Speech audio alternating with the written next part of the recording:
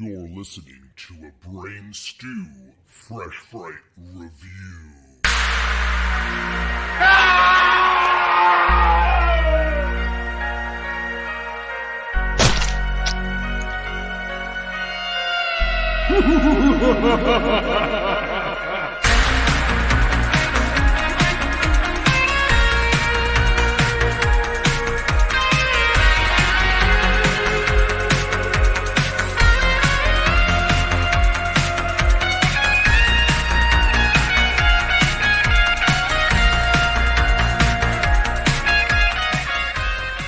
I get knocked down, but I get up again. You're never gonna get me down. I get knocked down, but I get up again. You're never gonna kick me down. Facing the night away. Facing the night away. We are the Epic Film Guys, Brain Stew.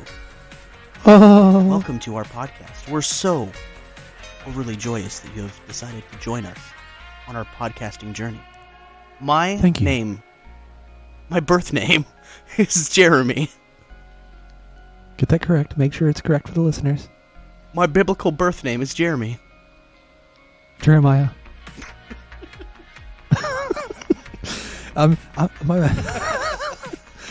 My name is Justin, and we're a new podcast that's supposed to be part of this easy listening podcast movement. We hope that you'll enjoy it. We're going to be talking about lots of positive things this evening. We're so glad that you're listening. And I guess I'll just come in and as baby Bratty. Dude, you sound like Keith from the Righteous Gemstones. I just brother Kelvin. I really just hope you don't pinch my nipples too hard tonight. Whoa, get out here, nerd. Go on, get out here, nerd. BJ, my name is TJ, and you know that. Whoa, nerd. Uncle Baby Bratty. Welcome, Uncle B-Ratty to the best podcast. What is it? The in existence. What did you been call me, Jeremy? The Bradigy? The Brodagy? Brodagy. The Protege. The Protege. That band, the Protege. Yes, ladies and gentlemen, we are back after almost a fucking month hiatus. The last thing you heard from the Brain Stew crew was our Terrifier 2 review with our good friend Kellen from Kellen's Petty Talk Show. We took a little holiday hiatus, if you will. You know, did some family shit, hung out. I don't know what. Jeremy probably did a million fucking adventures. I didn't. I'm divorced. Met a shitload of celebrities. Okay, so what did you do, Brady? What did you do on your time off? I didn't We do haven't heard anything. from you since fucking October. I didn't do anything. Don't lie. Don't lie at all. You got like a new job and shit, and you wear like a suit to your what job. are you trying to dox me now? What's going on here? You don't need to tell people what I do. Listen, As far as these people know, I just come on a podcast once a week, if that. I'm going to tell them what you do. Okay. You better fucking not. I'm going to tell them what you do. You better not. You already know what I do. You I better podcast. not. You better not. I don't know. So, I got a new job. I have to wear a suit to work a couple days a week, and I talk to bigwigs, and I do my thing, and it's funny. So they like at my new job, they link you up with somebody who's supposed to be like your quote unquote work buddy, who's supposed to like guide you through the first couple weeks.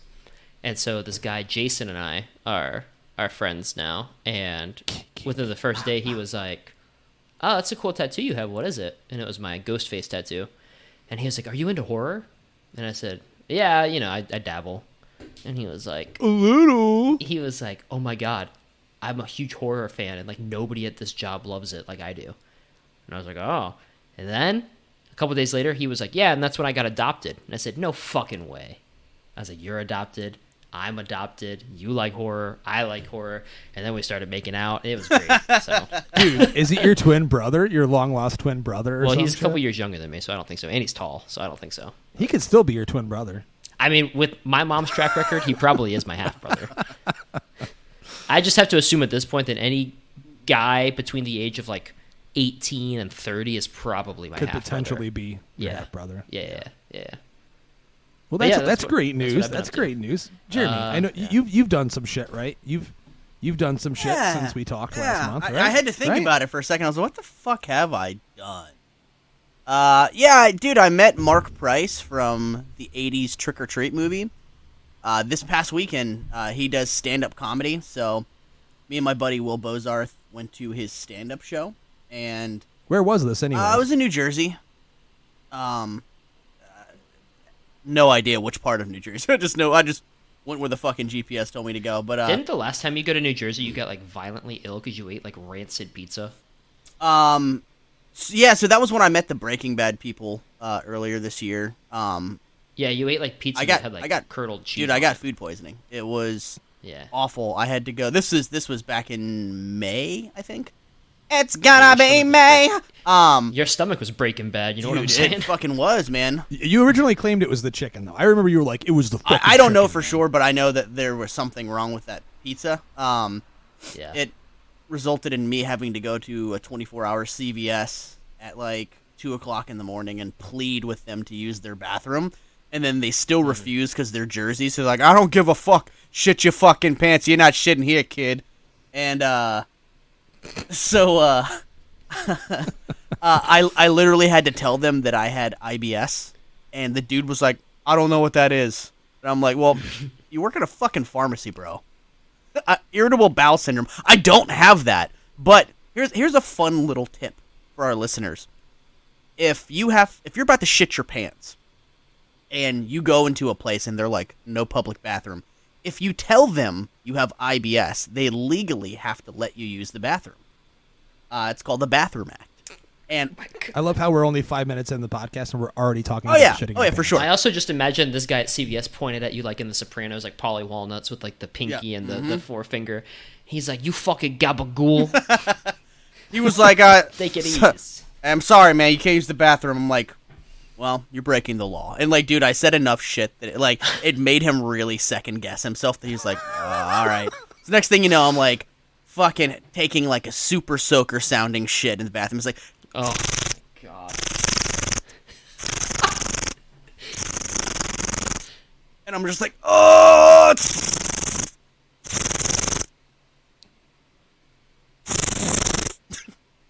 So that's my Breaking Bad shit story. But yeah, so I met Mark Price. That was really rad. I love Trick or Treat. He was super nice. He was selling T-shirts, and all of the profits went to times must be hard for him now. Well, no, like the T-shirts were all the money goes to the Michael J. Fox Foundation. That's amazing. So he's like doing stand-up, which apparently is a huge passion of his, and he's selling T-shirts and helping Michael J. Fox out, and it was a great time, man. Good time. He's just shaking it up a little bit, huh? Yeah. Get it? Yeah. Because Michael J. Fox shakes a lot. God. Brady, that was ill-timed. Yeah, I know. You're terrible. Yeah, don't try that again. Cancel. Ladies and gentlemen, I think I know what Michael J. Fox's favorite doll was growing up. Susie Shakes a Lot. Oh, no. Was that ill-timed too? Yeah, it was. Why didn't you tell Michael J. Fox that joke when we fucking met him? Because I thought he was dead. He was just fucking slumped in the chair. It was like 5 o'clock in the afternoon. He'd been signing all day. He's ill. Okay. Listen, do not speak ill. I always thought that ill Michael meant J. like Fox. it did in rap songs, where it meant you were good. And that is not the ill that Michael J. Fox was. Is that part of your Amish upbringing? That they taught you that? Yeah, because I listened to Amish Paradise all the time, and I thought I was hard as fuck. Oh, Jesus Christ. Ladies and gentlemen, so we are here. We are back. We're going to review a movie, and it's a movie that's coming out on the 9th of December. It's titled The Mean One. I'm pretty sure if you were in the horror community, you've already heard about this. It's another take on Dr. Seuss's The Grinch, but it's unauthorized. It's a parody, so they decided to take this shit and do what everyone else is doing right now. Dude. Turn it into a slasher movie. Everyone. We got a Winnie the Pooh slasher coming out next year. They're going to make I forget what else they're turning into a slasher. Mm-hmm. Bambi into a slasher. I mean, I'm here for it. Like, I'm 100% here for it. If you can do it, why the fuck not? Just do it well. And we're going to sit here and, for your listening pleasure, talk about if this movie executed the idea of a Grinch Stole Christmas slasher well. Brady. Yeah. You're get close to your mic. Don't be sitting so far away we can't fucking hear you. Okay. Yeah. You're the guy. Girl. I know you're so enthusiastic about doing this. You always love doing this. For those uninitiated that are listening, tell them what this movie, The Mean One, is all about. I mean, there's not much to say other than what you said, but basically, Dr. Seuss's The Grinch became public domain, and so it is. No, actually, that's incorrect. It did not become. I looked that up. Oh. It did not become public domain, but there were legal workarounds with the fact that this is considered a parody, and the fact that they didn't use the word Grinch. They didn't say Whoville, because it wasn't Whoville in the film. It was Newville. Yeah. So, that was their legal workaround. So, yeah, not public domain. I'm also gonna go out here and say, like, if you had to make legal workarounds to make this fucking movie, like, anyways. So, the plot is in a sleepy mountain town.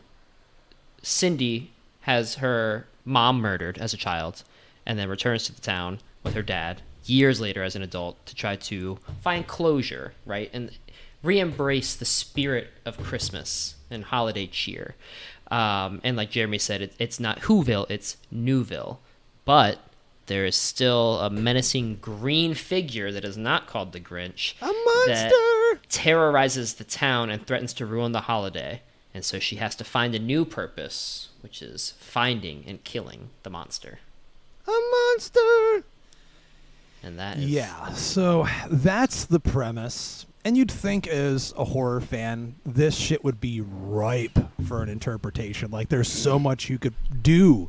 I mean, the Grinch himself, just the image, the original Dr. Seuss book, the original Dr. Seuss animated Christmas special, that image has this creepiness to him. He's always been kind of this...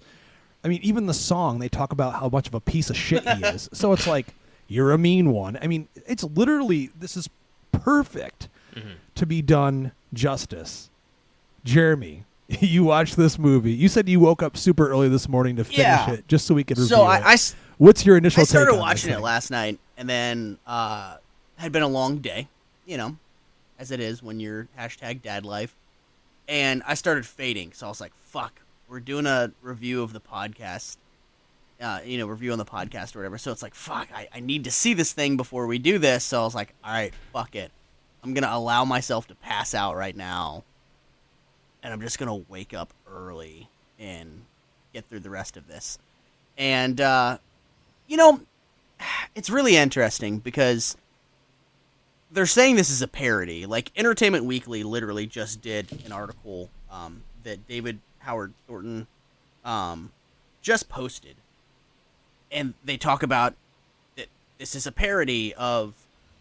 To me, parody means, like, a silly homage to something, right? I was shockingly surprised at how little comedy is actually in this thing. Because, come on, if you're making a Grinch horror film where the Grinch is a fucking slasher killer, to me, I think of things in the vein of, like, Thanksgiving, or like other things that it's like, this is going to be so over the top and ridiculous that it's going to be funny, and there's probably going to be some cool kills, whatever. Like, dude, this thing, I got to give it to the filmmakers on this, whether this was the right decision or not. Playing it straight was a really interesting decision with this, because I feel like almost any other filmmaker would have been like, oh, we have to make this, like, funny. Like, it'll be gory, it'll be violent, but it'll also, like, there'll be one-liners, and it'll be funny. Like, dude, they played this shit straight. And, dude, some of the people in this movie were fantastic, and man, it's hard to not compare David Howard Thornton's portrayal of the mean one in this film to Art the Clown, because both are silent killers, right? So, like, you could see some of the mannerisms and things that I'm like, oh, dude, that's like straight up Art the Clown status. I don't know, man. It's what a weird thing this movie was, and it was totally not what I was expecting. So that's all I'll say for right now, unless you want me to go, like, super deep on it.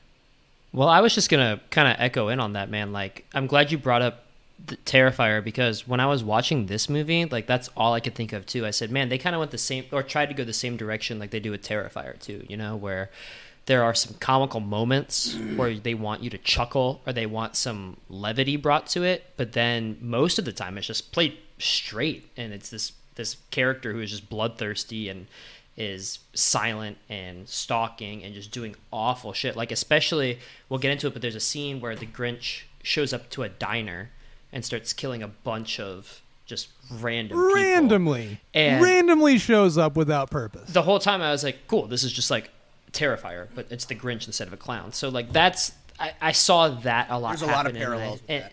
And I wonder if that's just kind of how horror is going to be for the next couple months or maybe year or two, where it's everybody's seeing what they did with Terrifier 2. You know, Mike Flanagan, director Mike Flanagan, he named a new genre after Terrifier called the Mega Slasher. And I find that to be kind of fitting, and I think you're absolutely right, Brady. I think we're definitely going to see a huge wave of films that go, holy shit, this movie just made so much money on the independent level, and it's super violent. We could make super violent movies, because that's how Hollywood works. Dude, it's the Halloween effect. It really is all over again. Absolutely. Man. It's the same thing. And by the way, I don't know if you guys saw, but the director of Terrifier, to go on a little side rant thing, didn't he just get signed to WME or whatever agency?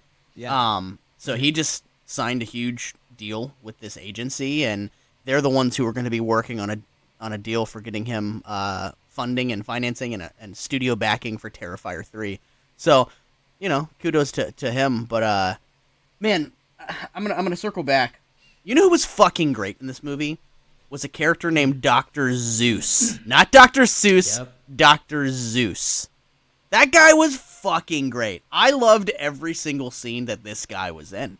Like, dude, put this guy in more movies. I really dug him. And dude, even the town sheriff, like, he was pretty fucking good. Because, you know, this is me being honest. I watched this.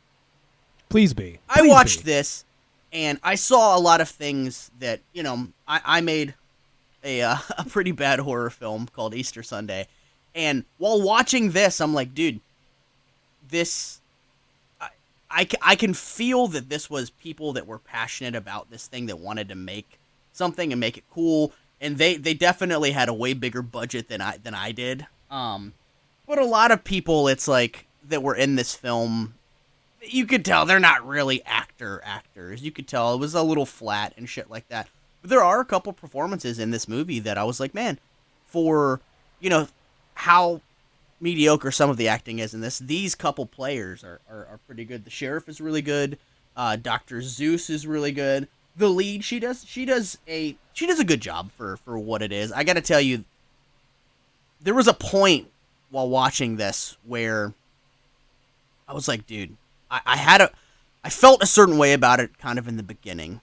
And then when I got to the montage scene where she was training to go kill the Grinch, I was like, dude, am I going to love this thing? God. Like, wait a minute. Is this starting to turn for me? Am I going to love this thing? Because I loved the training montage. She had like a stuffed like green suit and a Christmas outfit that she was like practicing like karate moves on. She was like shooting targets and shit like that. And like, I was like, wait a minute. It's very possible at this point that I'm going to walk away maybe loving this thing. So it's interesting, man. Yeah, I mean, I'm going to jump in, and, you know, it's going to be that thing, like, just echoing what you said a few moments ago, that whole mega slasher thing.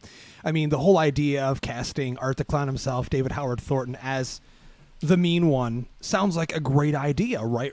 I mean, I feel like a lot of people are going to try to ride out on the coattails of Terrifier, in particular Terrifier 2, a massive fucking success. Everyone's talking about it. It's on, like, literally everyone's best of list, and rightly so. It's one of my favorite horror movies of the year. However, just because you have the guy from Terrifier does not mean your movie is going to be as even remotely close in terms of quality or effectiveness. And for me, this movie was an absolute fucking chore to sit through. I was bored out of my mind. I understand what they're trying to do. They're trying to make like a Hallmark movie mixed with a slasher. That's why, like, the shit that was trying to be all sentimental and emotional just did not land. And I could see that that's the part of it where that was the comedy, but it was supposed to be intentional, and it just came off really flat and really bad. None of that really landed for me. Because if you've ever, had someone you've been in a relationship with that likes those Hallmark movies, and you sit there and watch them, they're absolutely dreadful. But you can sit there as a cinema lover and make fun of them like they're the worst movies ever. But you find joy in picking on them and picking them apart and shitting all over them. Here, this movie, just none of it gelled for me. I think Crystal Martin, who played Cindy, did a valiant effort. Her and Chase Mullins, who played Officer Burke, I thought he was probably the best actor in the entire movie. He seemed like he could have been in like a early mid-2000s slasher and fit right in perfectly. He did really His good. look, yeah, he was solid in it. I mean, but you're putting Art the Clown in this costume, and yes, even Art the Clown has prosthetics and makeup where it's hard for him to really emote, but he finds a way with his eyes, his teeth, and what the costume allows him to do. He looked cool, Here, man. He looked cool. I felt like it was a total waste. It was just literally like a store-bought Grinch mask, it looked like for me. I've seen Grinch cosplayers and people at Christmas events that looked more like the Grinch than this. And he wasn't given much to do in terms of like any expressiveness. And it seemed like he had a hard time really trying to find a new way to portray this character in comparison to Art. It just seemed like he was doing a lot of the same stuff. I would also say too, like it's not necessarily so much his fault. I think it goes back to what you said, Justin. Like it's they tried to tie a Hallmark movie into a horror movie, but they didn't hit either one in stride. Like it was awful on both parts. It was the worst of the Hallmark movies, and even the horror. Like if you're going to compare it to Terrifier, which I think all of us love Terrifier too, but other than some instances of pretty straightforward horror, like the kills are brutal in intention, but I don't think that they showed them well enough. Like most of that diner scene is them just getting their necks snapped, or it's like almost an off-screen kill. Let's talk about that awful CGI blood though. That's the same. Yes. Oh my god, dude! And it's literally the same blood splatter, Jeremy, in almost every single shot, just angled differently. Yep. I mean, it was terrible. Dude, whoever was in charge of doing the digital effects literally had like version 1 of After Effects and didn't know how to use it, and they were just like, fucking, all right, this will work. Like, dude, my guy Jarrod, who does my effects on my film stuff, like, he's fucking amazing, and like the stuff that he does like looks legit. And then when I see a movie like this that has like, this, I'm not saying this movie had like a budget, but dude, they spent money on this movie. Like, they should have just go on fucking Fiverr. You know what I mean? Like, find like who does good CGI blood work. Okay, like let me throw you $500. I watched this with Danielle, right? And she does video work. She does graphic design. As soon as she saw that, she got up from the couch and was like, do we have to finish this? She's like, I know 10-year-olds that could do better blood effects than that. And of course, like especially if you're coming off of a Terrifier 2, and it's hard to compare the two. We shouldn't be, but it's almost natural to do so. We're slasher fans. We're horror fans. If you're going to go to the effort of having like prosthetic heads made for some of the kills, it's like, why would you not just have like blood bags and splatter some real actual blood for effect? Like that diner scene, Brady, I fucking hated that scene. Yeah, that was a bad one. It wasn't scary. The attempt at comedy did not work. Like, and also it made no sense at all. That's my issue here. In the Terrifier movies, again, I'm going back to it, Art the Clown looms around. He's almost like in the first Halloween where you're like, Michael Myers is just killing at random, right? So the movie opens here, and we have Cindy, who comes downstairs and I guess sees Santa Claus, who is the mean one himself, and he kills her mom. On accident. First, her mom, First, her mom, like a piece of shit, like actually starts fucking him up just because she sees him in the house. Movie opens with that. No build up, no nothing. And the next thing you know, she's already an adult and coming back to this town. We don't know the purpose. This thing is just, I guess we're supposed to believe is just out eating people, but then like all of a sudden it just looms into town and kills these people in a diner just so we can have that scene. But the scene's not even fucking good. at all. It wasn't shot particularly well either. It was kind of all over the place. I would actually say that scene in particular was for sure the worst part of the movie. Because, dude, I'm going to be honest, I like some cheesy and some bad horror films, like, all day long. Even some of the bad full moon movies. I'm like, you know what? Like Ouija's that came out a couple years ago, laughed my ass off. Is it a good movie? No. Did I enjoy it? Fuck yes. Like, there were things in this movie that I did enjoy. Like I said, some of the performances, the ending, when we get to that, I'll speak on that. There was a lot of really good work. And, you know, man, this movie felt big, too. You know, some of the digital shots of the mountain and some of the locations that they used were fucking fantastic. Some of the drone shots they got above the town looked amazing. The drone shot, which has to be in every single independent horror film now, or it can't be an independent horror film. To speak on this real quick, dude, there are some scenes in this movie which I wouldn't have noticed, but since my wife does video stuff for large corporations and shit, she was like, it's stock footage, dude. There's shots of families in the town and people in stores are putting their Christmas tree up, and it's literally, she's like, I've seen that on Shutterstock or one of those fucking websites. She's like, all that shit is stock. Do you like how I guessed that? Because, like, dude, as I was watching it, I was like, I feel like this is stock footage, man, because the camera quality is a little bit different. It's different. I was like, man, I feel like this is like some differently. stock footage. So that's really funny that you started saying that, and I knew exactly where you were going with it. Yeah, well, I mean, it's the one thing she does all the time. So when she mentioned that, I probably wouldn't have noticed it immediately, but like in particular at the end and stuff, I'm like, dude, that just looks like commercial footage that they just grabbed, and especially even the mountain stuff. You know what I mean? Like, so, hey, all the power to them. I know a lot of filmmakers, in particular, a lot of filmmakers on YouTube, documentarians and stuff. They use that shit just to fill up the gaps of. So, which is fine. I totally understand that. But it's also frustrating when a movie like this is getting as much hype as it is just based on the IP alone, that, look, it's a Grinch slasher. And in terms of quality, it's like you said, Jeremy, it has a budget. Did it use the budget where it really needed to? Right. You know what I mean? I feel like if they had hired a really good special effects guy to do all the blood and gore and stuff, and they really actually added some suspense to the fucking thing. I mean, for example, like, so she comes back home to Newville with her dad, who is the most animated fucking actor I've ever seen in a movie my entire life. I loved him. Like, it felt like, dude, it felt like a Mad TV skit to me, to be honest with you. But it's like, this guy loves Christmas, and I'm like, okay, this might be cool. He randomly gets killed in like the first 20 minutes, and then you're like, okay. So when she wakes up from the hospital, why wouldn't she just leave? Yeah. Why would she go back to the house? And why is there still blood on the floor? Isn't that evidence? Wouldn't they clean that shit? You know, like, she just goes back to the house where she was just traumatized for the second time in her life, and she's like, okay, I'm just going to go upstairs and go to bed. Made absolutely no fucking sense to me. Let me ask you guys this real quick. If you could take any IP, like, from your childhood and make it into a horror movie, what would you pick?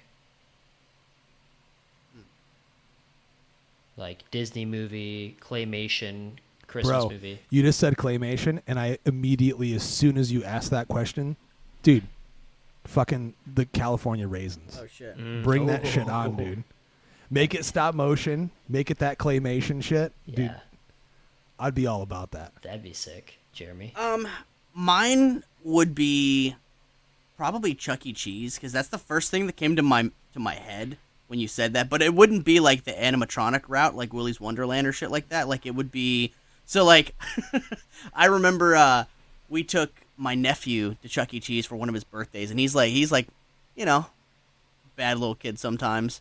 And, like, there was, like, a person that worked at the Chuck E. Cheese who was probably a teenager, who was in the Chuck E. Cheese costume and, like, dancing, and my nephew went over and, like, kept kicking him in the ass and kicking him in the balls when he was dancing. I'm like, to my brother, I'm like, can you get your hellspawn? Like, he's literally kicking Chuck E. Cheese in the nuts.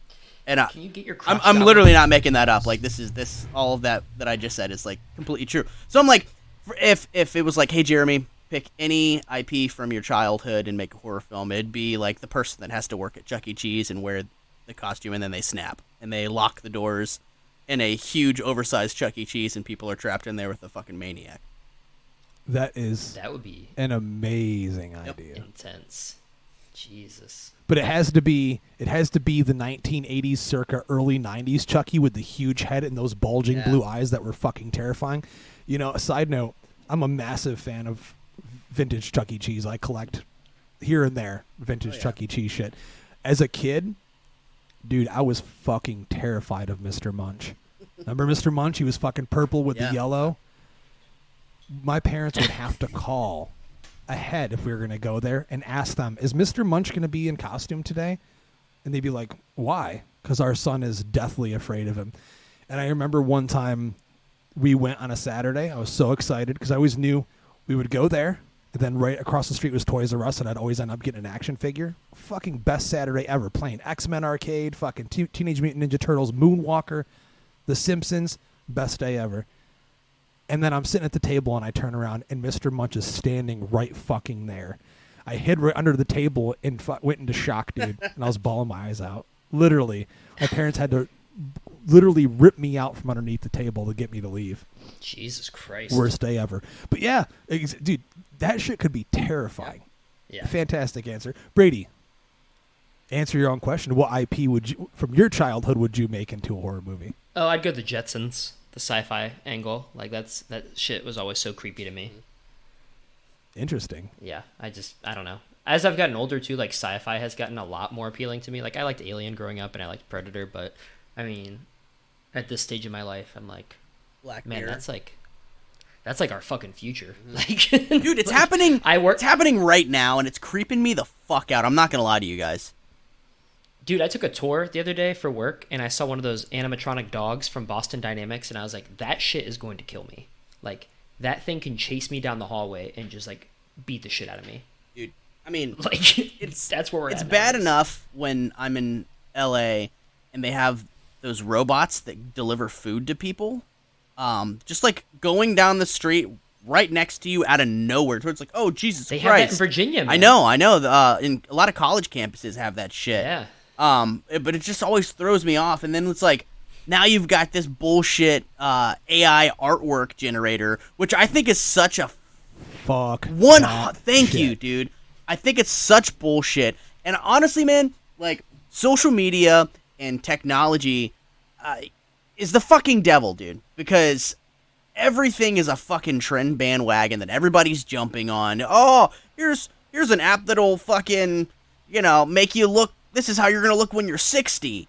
And it's like you're putting in all your information. Where does that information go? It's going somewhere. Someone's buying that information. You know what I mean? And all you're getting is a picture of you looking like you're fucking 77 years old. You're giving them information. I'm like going in like conspiracy theory mode right now. And then you've got this fucking this AI art bullshit generator thing that everybody's jumping on the bandwagon. Everybody's fucking profile pictures is this bullshit thing that it's like, dude, like we're creating technology to create art for us. Like, what is the point of that? Like, art is supposed to be expression of oneself, right? And now we're creating technology to create artwork for us so we don't have to do it anymore.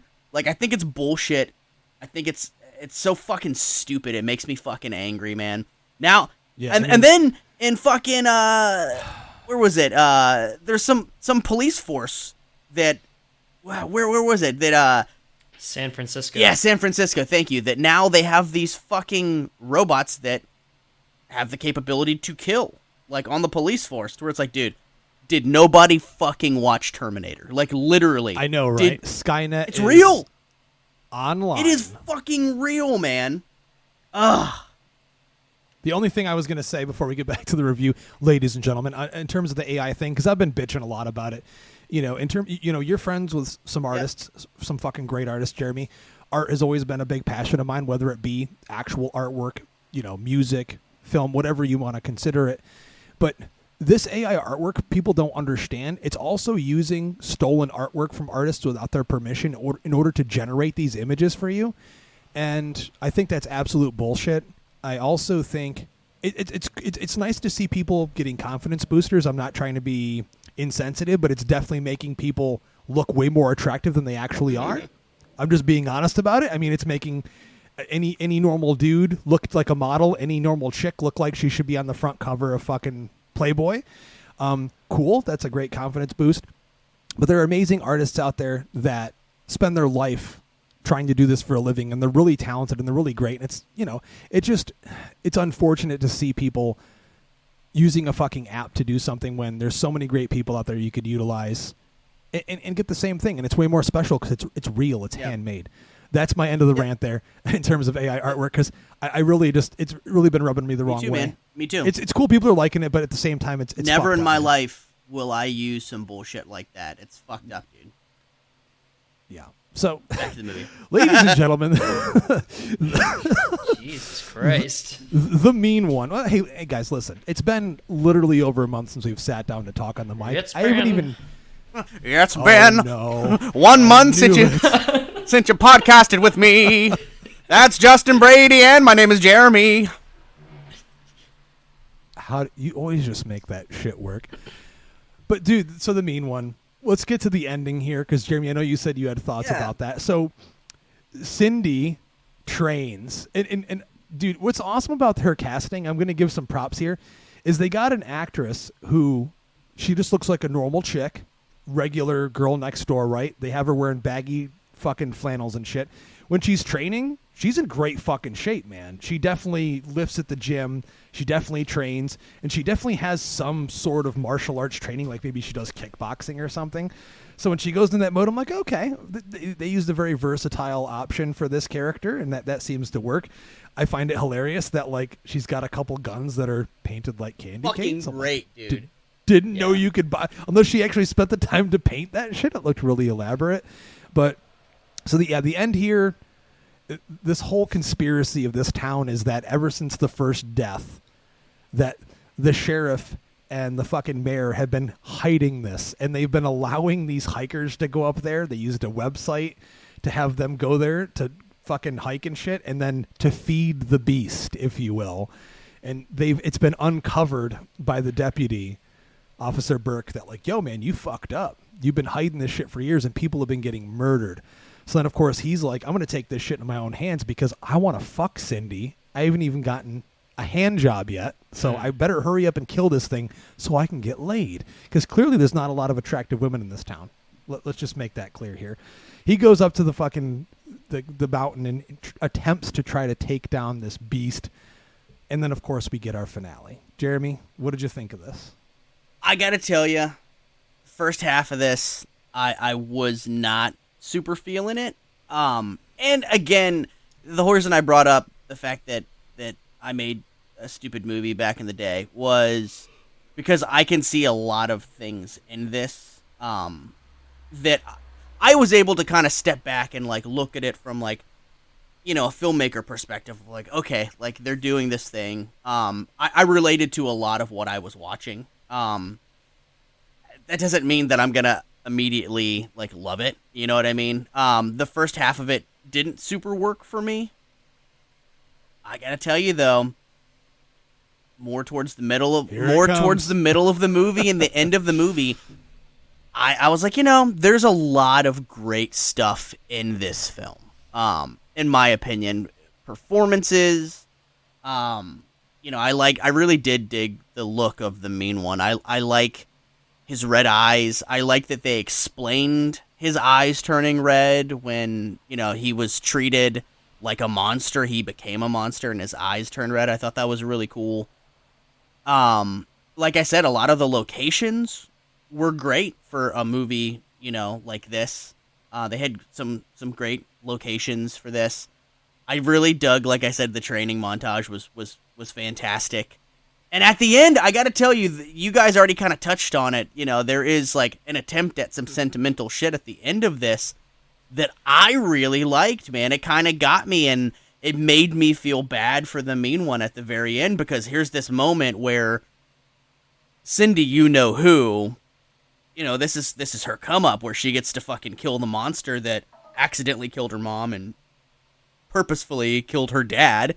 And she sees the necklace that she gave him when she was a little girl. Oh. And she stops and she's like, you kept it. Why? And like, you could see that like, he didn't want to be this monster like he was treated. But he took on the role that he felt like he should do. And like, it was this kind of sentimental thing where I liked it. And I was like, damn, like this was not the finale that I was expecting, which was a pleasant surprise for me. And I'm able to watch this thing and be like, who would really love this? Me at 12 years old. Like, had this movie been available when I was 12 years old, and I would have been able to go to all my friends, and be like, oh my God, fuck the Dr. Seuss Grinch. You gotta check out the mean one. Like, I would have loved this fucking movie so much when I was 12 years old. So overall, like, so 12-year-old Jeremy approves. 12-year-old Jeremy approves the shit out of this. I would have really liked it. I still had a decent enough time with it. I didn't hate this movie. Like, when I knew I had to finish it, I was telling you guys, I was like, oh man, I gotta finish that movie. It wasn't as bad as I thought it was gonna be. I enjoyed a good chunk of this movie. So that's all I gotta say about that. Well, Brady. I mean, I'll agree with Jeremy that like the second half was definitely better than the first half. But for me, it wasn't enough. Whereas, I don't even want to say happy. I was content with how they ended it, but it still just played out like, I mean, I remember as a kid watching a bunch of sci-fi movies in like the late 2000s going into 2010s, like you had like the Sabertooths and the Anaconda meets the shark or Alec, and it's just the cheesiest plots. And they really tried to do something with the plot here and make it about this whole conspiracy with the mayor and the sheriff and how they're really just kind of keeping the status quo and feeding the Grinch while he's up there. But I mean, it's in every other fucking plot you saw on Sci-Fi Channel, so it didn't really do anything new. And I think it really is just a movie that's going to try to capitalize on Terrifier and the huge success that Terrifier 2 is going to have. Incidentally. I don't think it's incidentally. I think we're going to see a lot of movies come out in this vein. Like, I'm saying that I don't think that they set out to capitalize on Terrifier making this movie because David Thornton. Yeah, it just so happened that Terrifier 2 was a huge success, and they were probably, already done. The movie was already in the can. It was already in a distribution mode. But of course, is this movie going to get more attention now? Yes, but I don't think that was a device, them casting him to try and capitalize on that, because it hadn't become this massive success yet. Well, I mean, casting him definitely is them saying, hey, look, we got this guy. Yeah. You know what I mean? Because up to this point, he's only done one other slasher villain, which is now one of the most iconic horror villains of all time. And I know some people are like, that's hyperbole, but no, it's true. Art the Clown, there's so many people that fucking love that character, myself included. He's one of my favorite slasher villains of all time. But in terms of, it's unintentionally, I think, Terrifier 2 came out. This was already done by then at this point.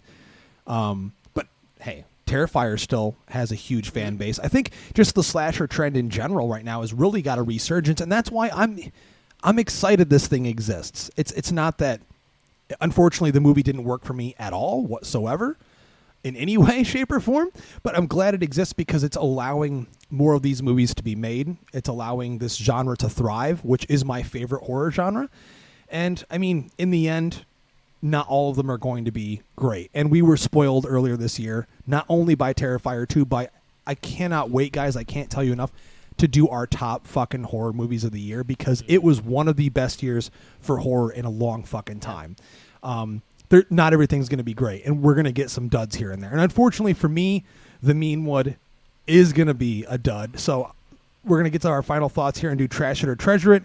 Since I'm already blabbing my mouth, I'm just going to get right to it. I'm going to trash this thing. It's in the dumpster, man. It's definitely not for me. I would never watch this again. I would never purchase it.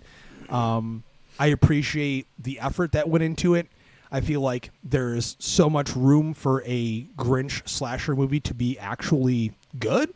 Even though you can tell they tried to make something cool with this, if you're going to do a slasher movie, especially post Terrifier, get someone that can do some great effects.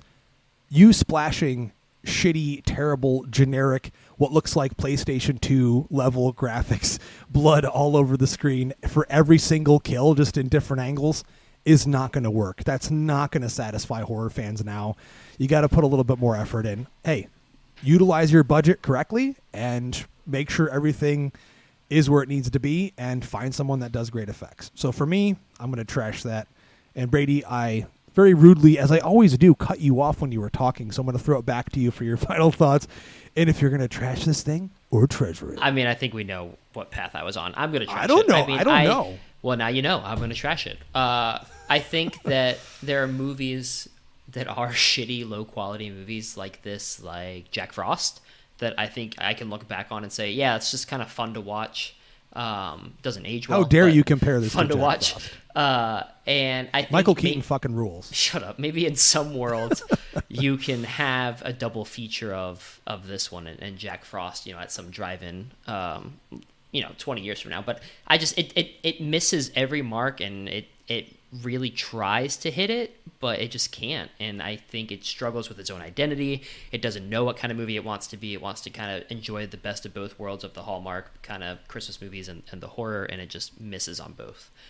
So for me, I would never recommend anybody watch this movie. I would never recommend anybody even talk about this movie. I think it's just a giant piece of shit. Don't waste 90 minutes of your time, or don't do what Jeremy did and waste your evening and then the first part of your morning watching this movie. But dude, Jeremy already said that 12-year-old Jeremy would have loved this movie. Yeah. So 12-year-old Jeremy probably liked rubbing he Doritos all over satisfied his dick. inner child, man, which is really important. You kind of have to you do that once in a while. Jeremy, you said your take on this thing. Are you going to trash this thing or treasure I just it? looked at a text message Brady sent us 15 minutes ago, and it said, you were talking about your phobia of Mr. Munch, and Brady texted our text group and said, girls call me Mr. Munch. Oh, my God. Christ, Brady. So, yeah, I feel conflicted because, like I said, there is a lot of stuff that I do enjoy.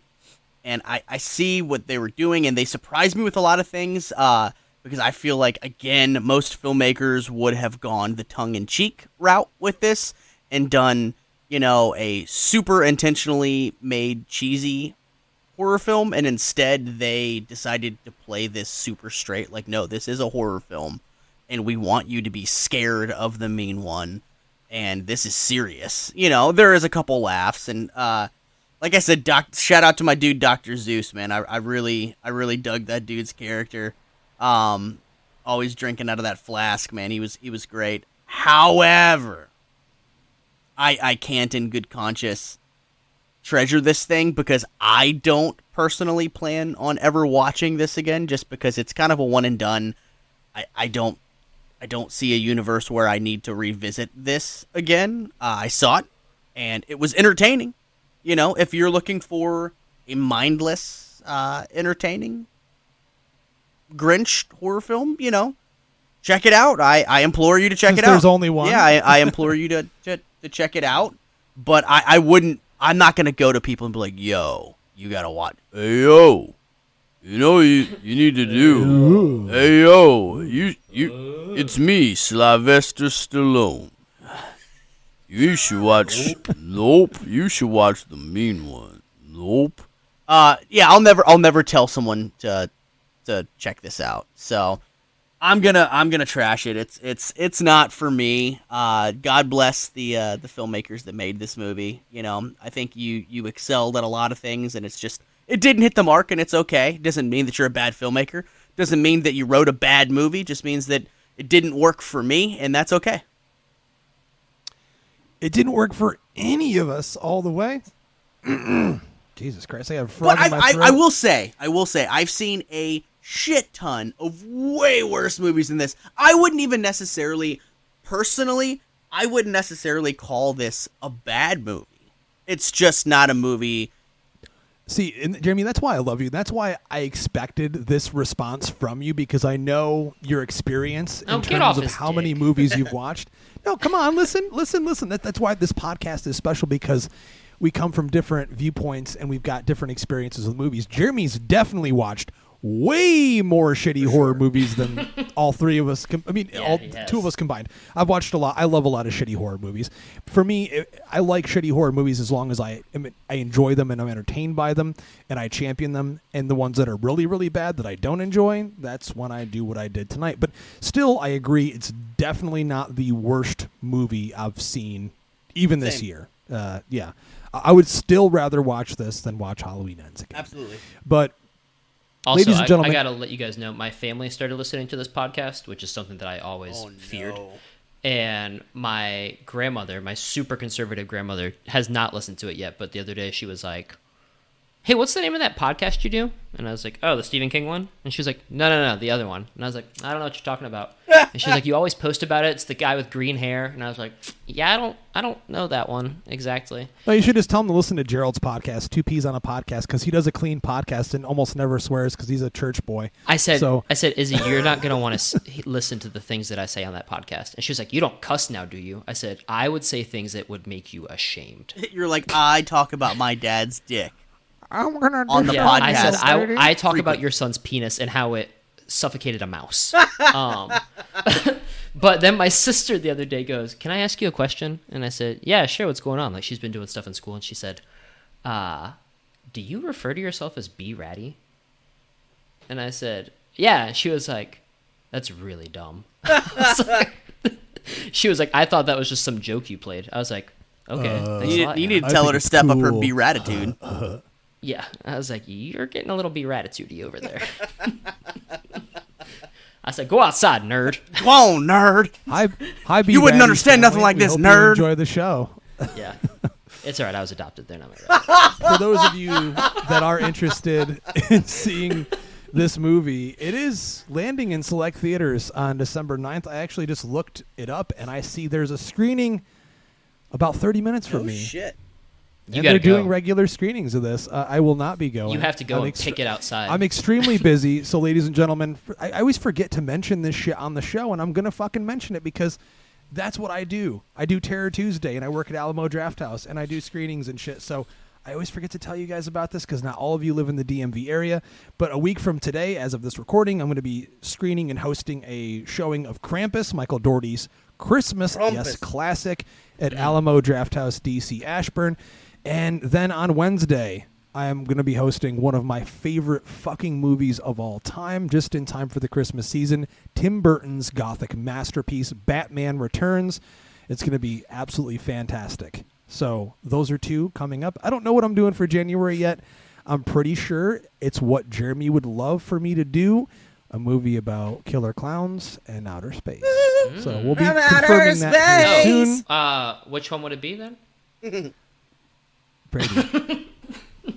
Don't make me slap you. Nerd. We did an awesome episode with Stevie from Brainrot a few months back on that movie, so go take a listen to that if you haven't listened yet. But if you like what you're hearing, if you love what you're hearing, if you fucking hate what you're hearing and you want to tell Brady's grandmother to go fuck herself, shout out Izzy, love you. Go leave a review.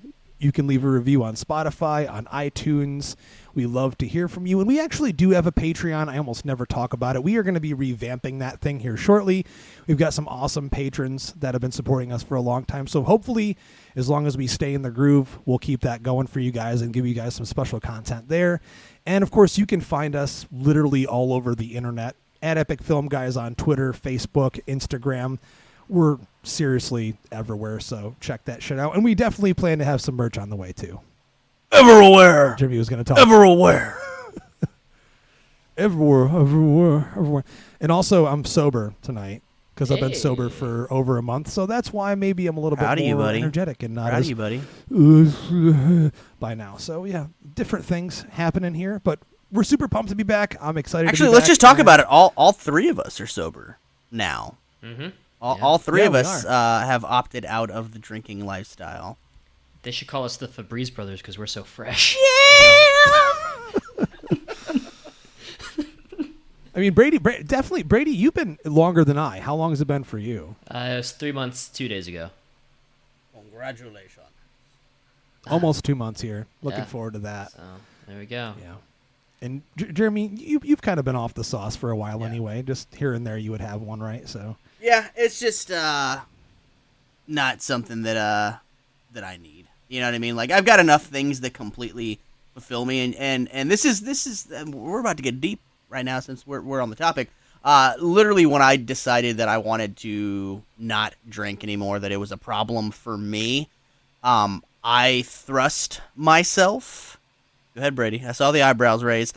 And to my love of film even more, because like literally, you know, I when you first stop drinking, you go, well, fuck, man, I kind of did that with everything. If I was going to a concert, like I'd have a couple drinks beforehand, I'd have a couple drinks there, and then we'd go back to my house and we'd have a couple drinks at home, you know, at my house, me and my friends, you know what I mean? And, or like anywhere, like everything always kind of revolved around alcohol.